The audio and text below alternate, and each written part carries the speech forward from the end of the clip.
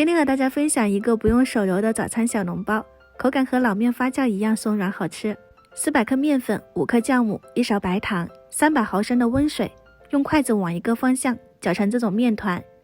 含水量特别高，会粘手，不用手揉，盖上保鲜膜开始发酵。碗里加入花椒、掰碎的八角、大葱，用热水冲泡5分钟，这个是大料水。今天买的是这种梅头肉，大概半斤，给它切成小块，再剁碎，手工剁出来的口感感觉要好很多。放入碗中开始调味，加入盐、老抽、生抽、蚝油、1点五香粉、葱花，用热油浇一下，激发香味。往一个方向先把调料搅拌均匀，再分次倒入大料水，把水打进肉里面，这样做出来的肉馅鲜嫩多汁，口感特别好。放冰箱冷冻凝固20分钟，方便包馅。面发好后不要揉灭，不要把里面的气体给它排出去了，像油条一样直接给它放到案板上面，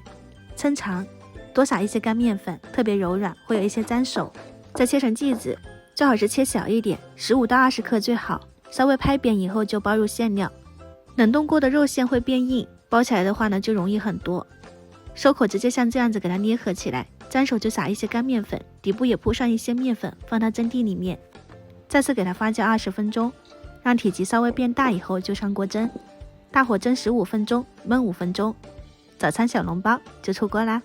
这个做法真的很随便，连面都不用揉，但是它做出来的口感就和老面发酵一样的轻盈好吃，特别松软，一口一个，吃再多也不会噎着的那一种，也容易消化。